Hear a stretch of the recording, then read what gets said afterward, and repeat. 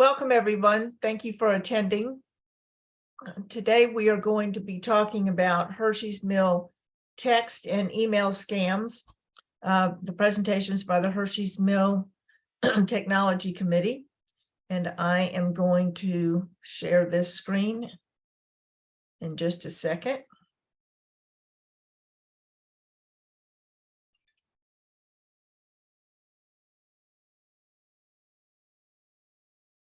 Can everyone see the screen? Yep. Okay. Bill says yes. I know you're all muted. Okay. So I want to say that we're going to have some examples, but I'm going to go over some very common things with text and email scams, and most of these things apply to both. I'm also going to say things that I know you all will probably already know, but I'm going to say them anyway to bring them to top of mind.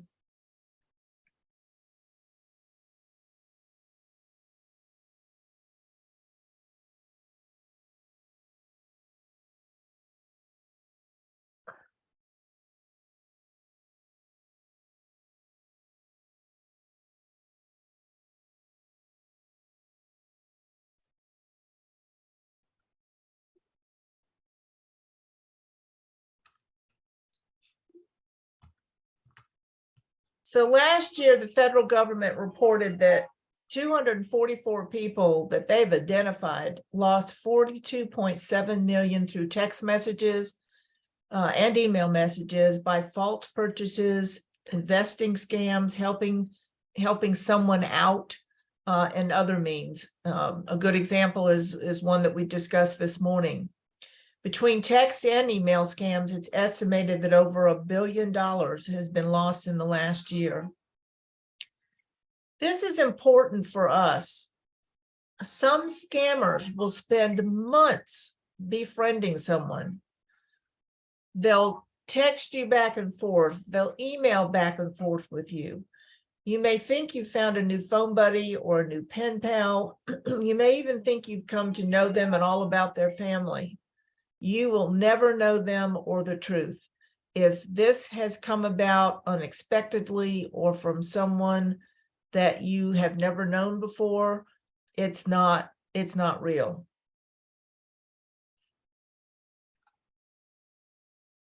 So a lot of us ask, well, why am I getting these spam texts and email messages? It can be because of your online activity, websites where you've registered or bought something online. I know I buy a lot of things online, excuse me, and I may sign up for a seminar or a webinar online, and I'll give them my cell phone number to send me a text to remind me that it's starting. Very innocent seeming things gets our information out there. Many companies sell our personal information. You may provide your email address and even a phone number for all kinds of things. It can be completely random. If you have a cell phone, you're eligible for text spam. Is it spam or scam? If you don't recognize the source of a text or an email message, it's safest just to go ahead and assume it's a scam. Replying to suspicious texts or emails can lead to a number of bad outcomes, including phishing scams. Now, I know the word phishing, most of us probably are aware of what that means now, but it basically is a text or an email that leads you step by step to reveal information that you don't want to reveal. And that's what those are. It's just like the Wells Fargo email that we talked about just a minute ago. It looked very legitimate, and they asked her to click on a link. That's a phishing scam because they're looking to capture her sign in, login, and password. Identity theft. We talked about somebody here said that they had identity theft. I personally have had it 3 times. It is not fun. Unintended subscriptions and opt-ins. This can happen with emails, text messages, and particularly with phone calls. And we'll talk about that a little bit. With phone calls, when you get a call from someone that you don't know, or someone who seems to represent themselves from a company that you might know, don't ever answer yes to a question. I answer the phone all the time and people say, "Is this Sherry?" Well, that can be the beginning of a scam phone call, or it can be a friend, or it can be somebody from Hershey's Mill. It can be any number of things. I always answer with, "This is Sherry." If I answer yes, and it's a scam phone call, they are capturing my voice saying yes, which is how they do the subscriptions, they opt into things, etc.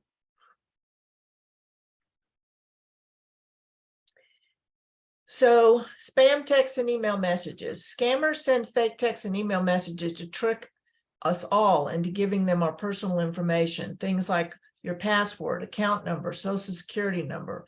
If they get that information, they can gain access to your email, bank account, other accounts, or they can also sell your information to other scammers, which is quite common.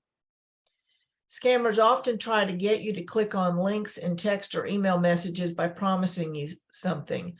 They might promise free prizes, gift cards, coupons, but they're not real.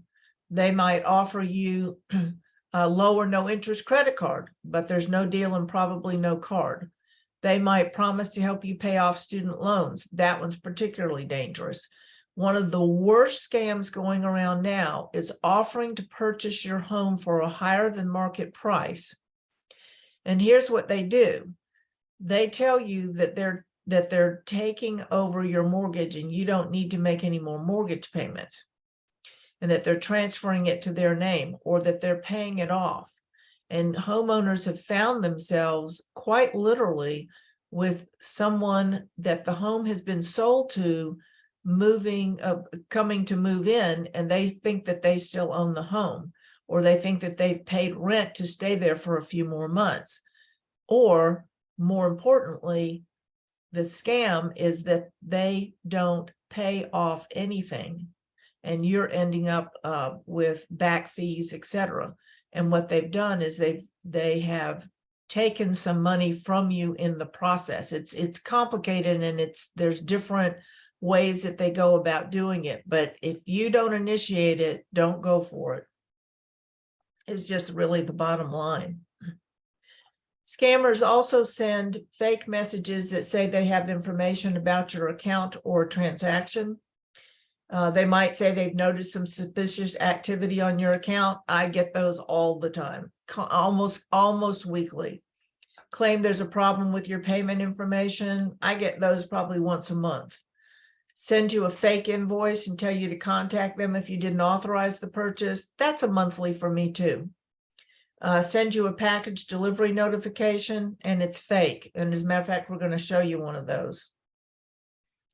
The messages might ask you to give some personal information, like how much money you make, how much you owe, what your bank account number is, your credit card, your social security number, to claim your gift or pursue the offer. Now, that's not going to be in the first email that you get, but it's going to lead you down that road, because they're going to say, for instance, with the one that says that your account or your card's being charged $800 for a purchase that you didn't make, and you know you didn't make it.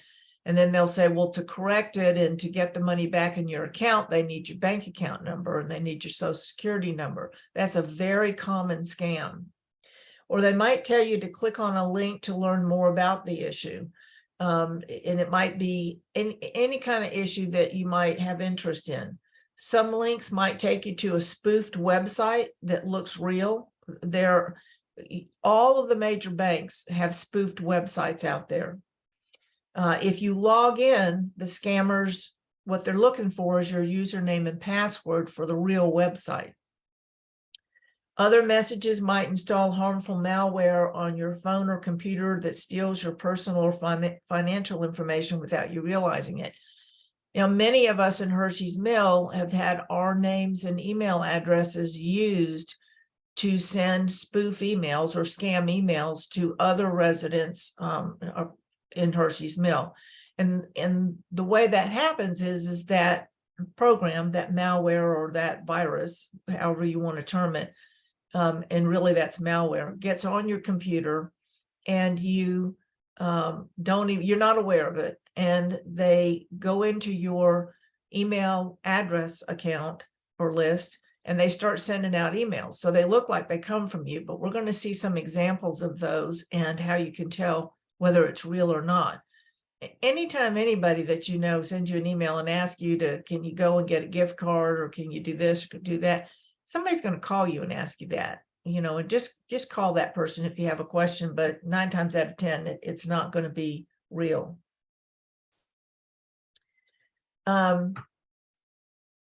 A text or an email scam might say that you need to confirm some personal or financial information and ask you to give the information. It might claim you have an invoice for a transaction. That's the one I just mentioned. Suspicious activity or login attempts, we get those at least once a month. Includes an invoice that you don't recognize, wants you to click on a link to make a payment, and the link will probably have malware. Now, there's another way that the malware gets on your computer. Let's say you're on Facebook, and on Facebook, you see something interesting that pops up that you want to look into a little bit more, or you're interested in whatever the topic is or whatever they're selling, and you click on that. You don't know whether that is going to take you to a legitimate site or to a site that will capture your information and deposit malware on your computer. And that's where a lot of folks pick things up, is they go to a legitimate website, an ad pops up of some kind, and you click on that ad and it takes you out. That may take you to a legitimate website, and on that website, something else pops up and you click on that. And before you know it, you've gone down the rabbit hole and you are finding yourself in a situation that you're not aware of. And that's that malware is being deposited on your computer. One of my favorites is you're eligible for a government refund. Who doesn't want that, right? But it'll be a scam. The government does not send out text messages or emails telling you that you're eligible for a refund. They offer a coupon for free stuff. It's not real. One of my favorite ones, and I'll mention this again later, is an email that comes and it offers a coupon for free things, or it offers something free, and you have to answer a series of questions.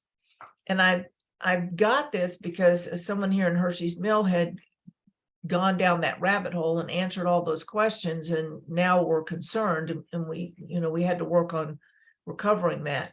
But they'll ask you a lot of questions, and when they're asking you those questions, the thing that you don't realize is that they're slipping in questions that will give them information about you and you're not even aware of it.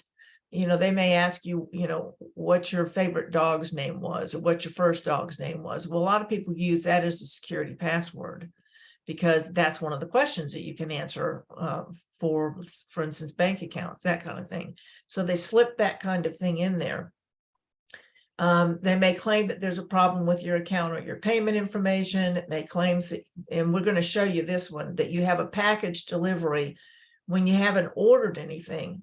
Or maybe you have ordered something, especially at this time of year, but you have to be really careful about it. And so we're going to show you what it should look like.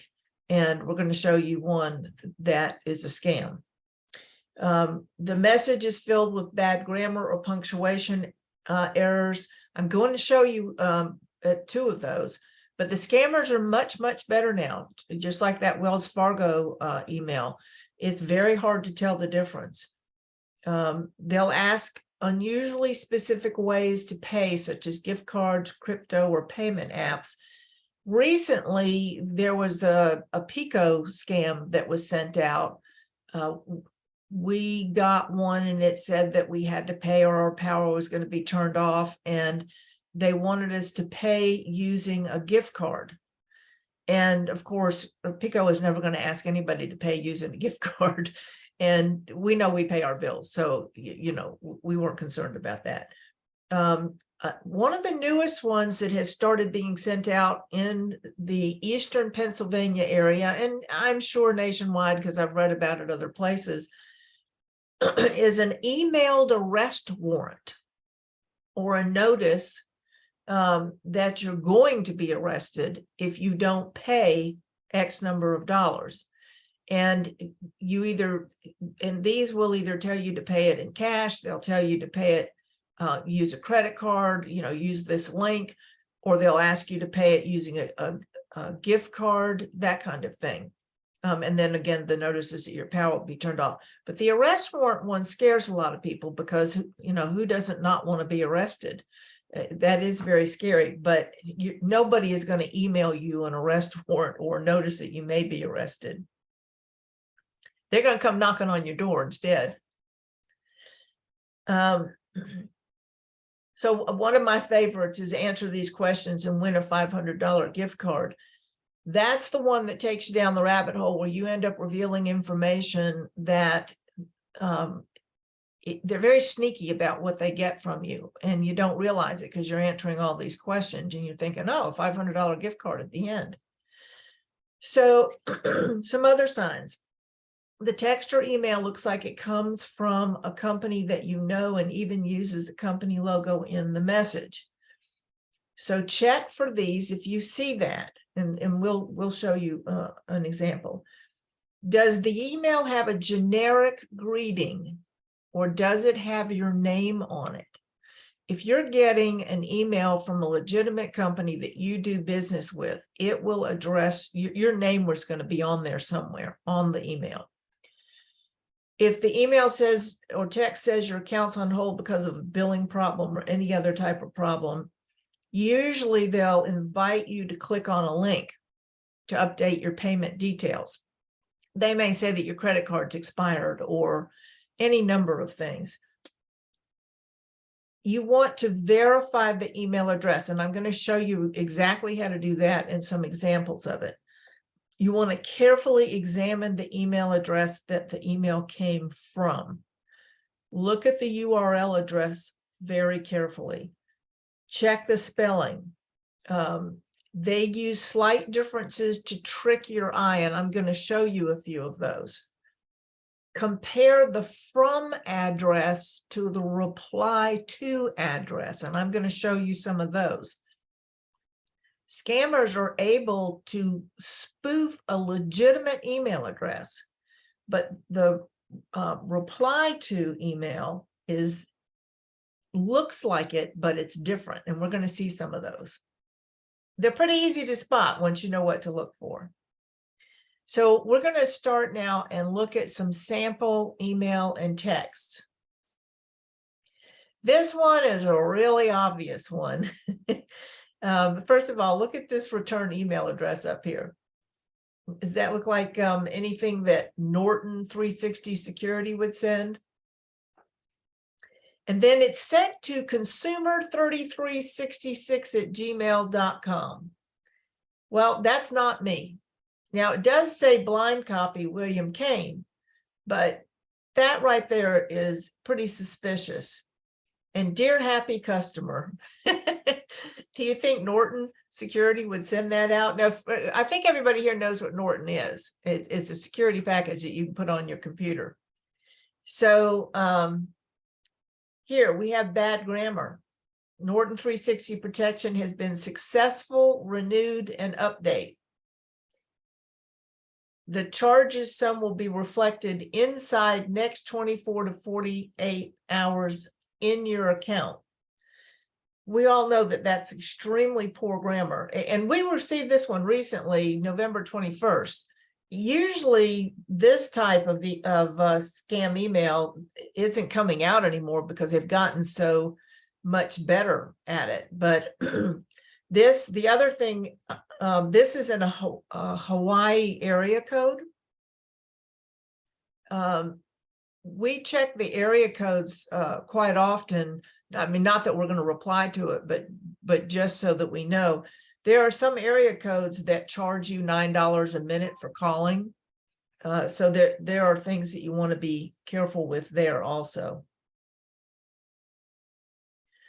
So, okay, what do we do to check this? We looked at the grammar. Now, this is the return email address. You can click on this and it'll drop down. It'll tell you what the real email address is. And you can see that it's xcvfhu338@gmail.com. That's not from Norton Security. It would have a Norton email address, return email address. So that's the first thing you want to do is, okay, is it sent to me, directly to me? And is the grammar correct? Does it look like something that Norton Antivirus Security would send? No, no, no. Well, let's click up here and look at the return email address. And it's a Gmail account. Norton's not going to do that. Here's another one. This is a very, very, very common email scam. And it is Geek Squad.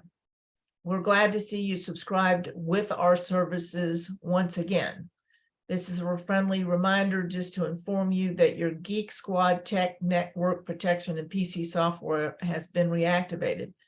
Now, this is a pretty high fee, and it's enough to get people's attention. If you read through this, the sentence structure is not germane to if one of us wrote it. This was written by someone whose English is not their first language. And then it's got a toll-free number. And I did not look up that 855 area code, so I'm not sure where that's from, but you've got 2 commas here. You've got these multiple colors. This has been just the mode of this. If you look at the way it's laid out, it's been centered instead of sent in a regular text format. Madison Johnson customer support help desk. None of this is real.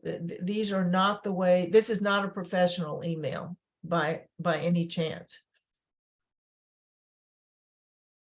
So let's go up here again and click down on the from email. And you can see it's from AILLYTHOM34689@gmail.com. If it were from the Geek Squad, it would not have a Gmail address. It would have a professional company's return email address.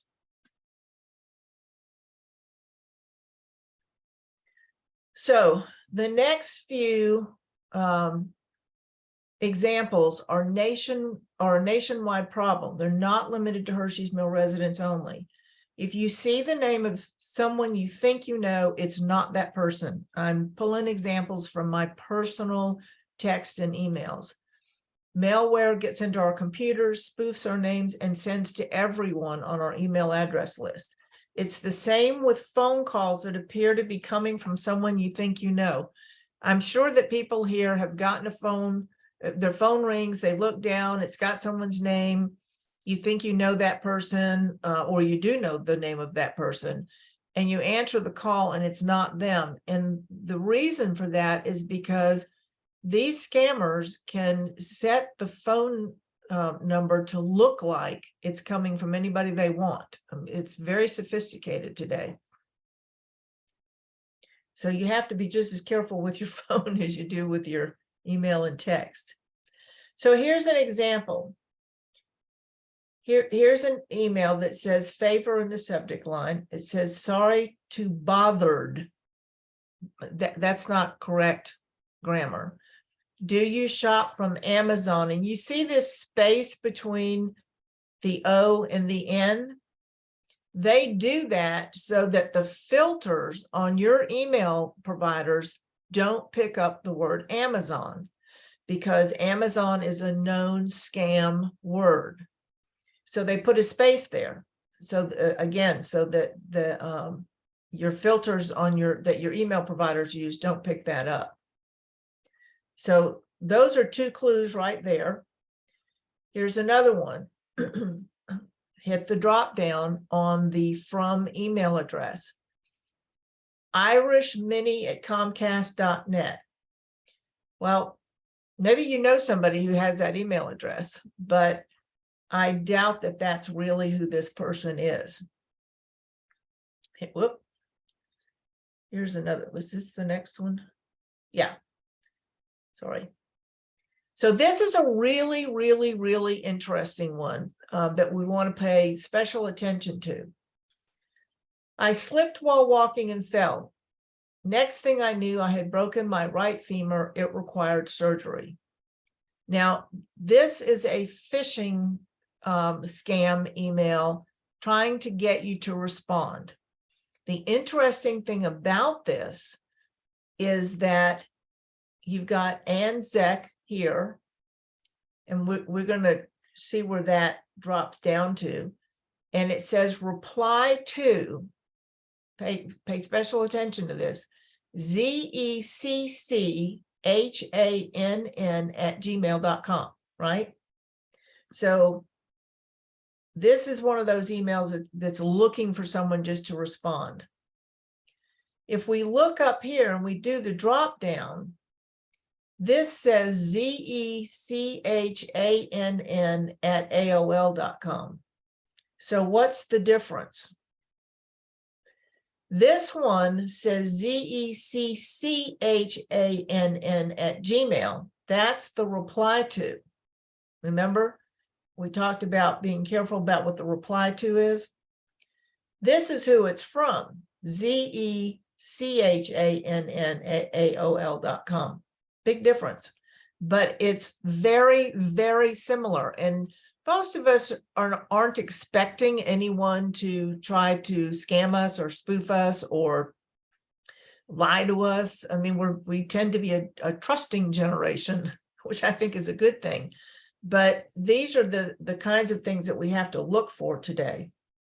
Because this name of ANZAC, I do not know her, but some of you might. And you might think, oh my gosh, let me respond to her. So here's another one. Margaret Stribley. See, it says reply to MSMESAX@Hotmail. Remember that. Sorry to bother you. Do you order on Amazon? Again, see that space between the O and the N? That's not a mistake. That's done on purpose to pass through the filters. So if we do the drop down here, we see that email address is MSMESA@AOL. The reply to is MSMESAX@Hotmail. So the scammers make an email address that looks very similar to the email address that this is really from.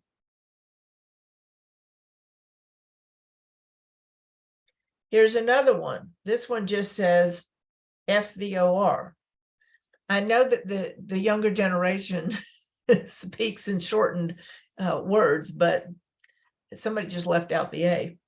So again, we have Sandy Allison, and here's a reply to GS. Now look at this carefully. ALLII. There's two I's in there, and it's hard to see. SON@outlook.com. Sorry to bother you. Do you order on Amazon? Again, there's that space between the O and the N. So here, if we do the drop down, the return address is GS Allison, ALL1ISON @Verizon.net. So that's different from GSALLIISON @Outlook. That one was hard for me to see. I knew it was a scam email, but I was really having a hard time finding the difference in the actual name until I realized there's two L's and two I's there. So these are designed to trick you. Here's one that we got that just said Medicare plan with a click on for open enrollment. That's all that was there. So I thought to myself, okay, this probably isn't real. And so I clicked on the drop down, and here's the return email address. Now, if this were a legitimate Medicare plan company, it would have the name of the company up here. It wouldn't have this. This is a scam return email address. And had I clicked on the link open enrollment, it would have taken me someplace and asked me questions that if I wasn't aware that it was a scam, I would have answered, and they would have gotten information from me that wouldn't have served me well. So here, now let's look and see. Let's look at some legitimate ones. So we get this from Amazon, and it says, "Hi, William." See, remember I told you that if it was legitimate, it would have your name in here. "Hi, William. Your package has shipped. Track package, etc." Now, at this time of year, we know that some of us are ordering packages, and we've got grandkids, so we're ordering packages. And some of us may not be ordering any packages, so we want to be really careful about this.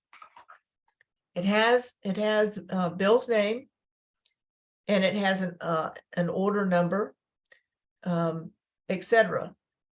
Now, the next thing I did was I went and I clicked on the Amazon.com up here, because we are ordering a lot of packages, and I don't know whether this one's a legitimate one or not.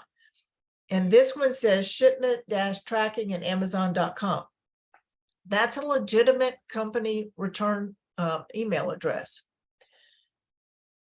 We've got lots of emails from Amazon when we've ordered items, and they match this. Now, the other thing that was important is that right before we got that email, we got this email. "Hello, William." Again, it has our name. It has an order number, and it has the details of the order, and that they have gotten our order, and that they'll send a confirmation when the item ships. So the fact that this one came right before the other one, that again is a legitimate company. I don't have a slide showing if I click on this, but it's the same as the previous email. So let's look at a few samples of text scams, and also examine some that may be suspect, because I want you to be able to see what's legitimate and also what's not legitimate. I have no idea who sent this to me or why. It says, "From traders. You're being used. Click below for the fix." Now, to me, I laughed when I saw that, because that to me is so obviously a scam. Now, here's something else that's important. It says right here, "The sender is not in your contact list. Report junk." That's a really good indicator that this might be something you want to be suspicious of. Besides the message, here's another one. And these are common, and these are the ones that a lot of people do click on. USP, not UPS, USP. United Postal Service. Well, it's USPS. It's United States Postal Service. That's not this. UPS is UPS, not USP. So it's a good trick for your eye. "We are unable to deliver your package since the wrong house number." Now, there's some good grammar, right? "Please update address information online for timely delivery." So you're going to click on that link, which of course I didn't, but you're going to click on that link, and they're going to start asking you for all kinds of other information. You think it's legitimate, so you're going to answer. Again, the sender is not in your contact list. Report junk. That's a good clue. So this is another one that most of us might be tempted to try to be helpful. This is Carrie Brake. I'm trying to reach Jerry King. If this is the correct number, please return the phone call. I also sent you an email. Thank you. A lot of times in the past, I would call someone back and say, no, you reached the wrong number, don't know who this person is, etc. I don't do that anymore. And I don't do it because I don't know whether this is legitimate or a scam. They did also say, if it's the correct number, please return the phone call. So they kind of gave me an out. Again, this sender is not in your contact list. I think that this is probably legitimate, but I have no need to respond and shouldn't. There's no need to engage people that you don't know. Here's one. Is this one real or not? It has someone's name up here. Do I know that person? Yes, I do. Thank you for visiting our office today. We look forward to seeing you again soon. We value your feedback. Now, that could be a scam. So I have to examine the entire text. And down here, oh, what happened to it? I didn't get the rest of it. I thought I did. I bet it's in another email, but I'm sorry. I bet it's in another slide. Let me see. Well, we'll probably come to it, but what it says down here is to type stop if I want to stop. Now, remember the others said this contact is not on your email list, right? Not on your address list. This person is on my address list because this is my dentist. This is a political text. Now, I don't know about you, but we got hundreds of political text. I personally typed stopped to them, S-T-O-P, because every one of them was asking for money. That may be the legitimate name of someone who is running for office. It may be somebody I want to support, but I am not going to click on a link out of a text message to make a donation. So you can just type stop. I'm sorry, this is the one, these slides were out of order. So this is my dentist. It said reply stop to unsubscribe. That is a legitimate email when they have that in there. So typing in stop is an automated feature required by the government for all texts. They're not going to, they're not going to get a big notice that, Sherry Kane typed stop to their text messages. You're not going to hurt anybody's feelings. So now we've looked at some samples. What are you going to do about spam text or email messages? If you get a text or email message you weren't expecting and it asks you to give some personal or financial information, don't click on any links. Legitimate companies won't ask for information about your account or provide a link by text or email. If you think the message might be real, contact the company using a phone number or a website you know is real. You go to the website yourself directly. Don't use the information in an email or a text message. How can you block text from your phone? If you have an iPhone, from the Messages app, and you can Google this, I'm just telling you quickly for those of you who are pretty proficient. Open the conversation, tap the contact at the top of the conversation, tap the info button, scroll down, then tap block this caller. Couldn't be easier. Android phones, you open your phone app, tap more, go to call history, tap a call from the number you want to block, tap block report spam. The contact won't get a notification that the call or message was blocked. When you block an email address from mail, it goes to the trash folder. If you get a call or a text message, it goes immediately into your delete files and it won't show up for you. And email blocking works across all your Apple devices. So if you do it one place, it'll do it in all the others. So here you might want to write down this particular website. If you want to filter unwanted text messages or stop them before they reach you, or even emails through your wireless provider, they probably have a tool or service that lets you block calls and text messages. If you go to the website ctia.org, ctia.org, that's a website from the wireless industry, and they'll have a list of different options from different providers, ctia.org. They also will have a list of call blocking apps, and you can make a choice.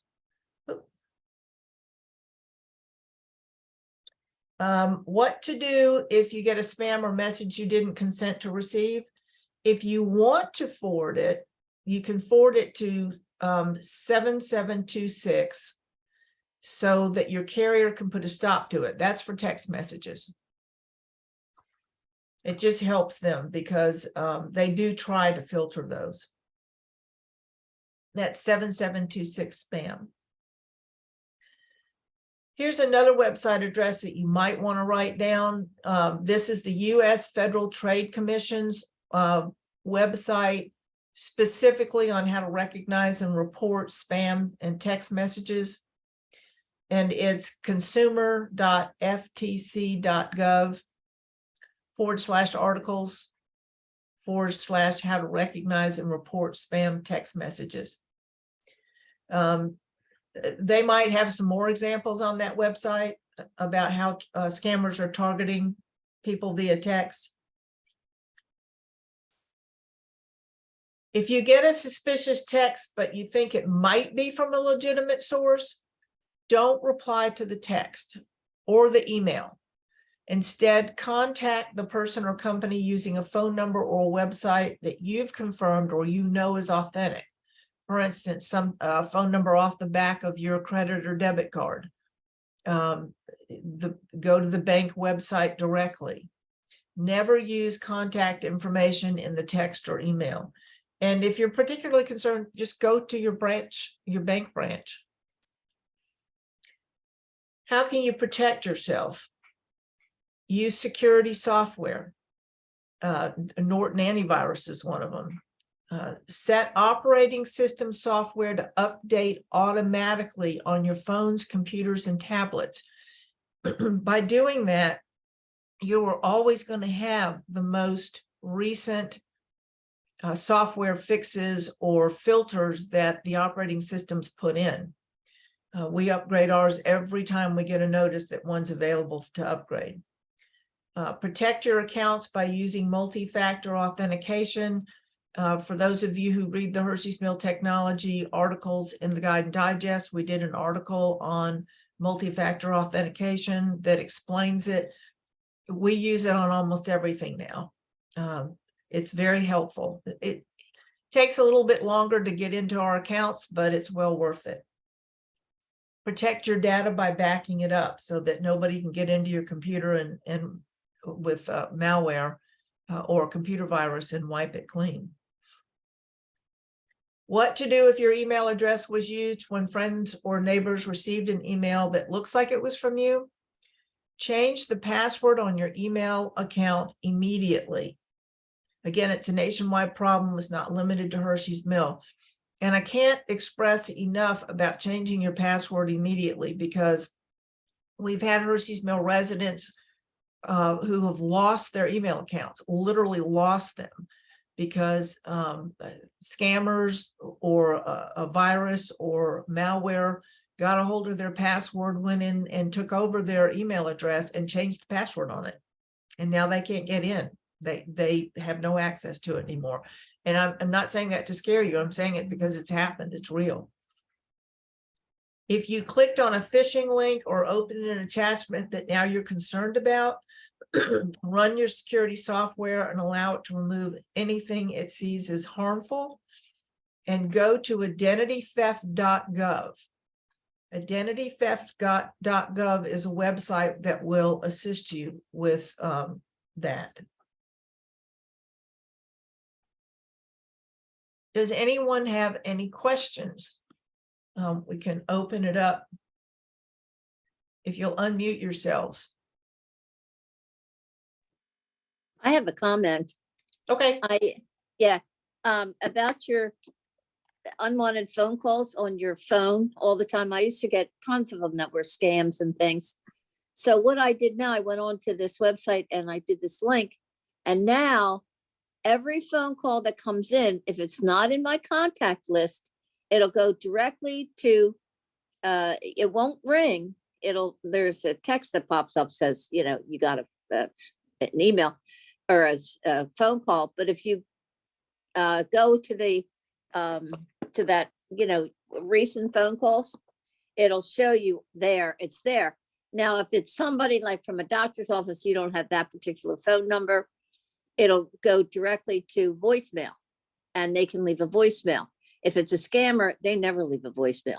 If it's your doctor or your dentist or somebody, or somebody that's not in your contact list, they will leave a voicemail and say, this is Sue, give me a call back, thank you for that, Suzanne. Do you have, where did you go to get that?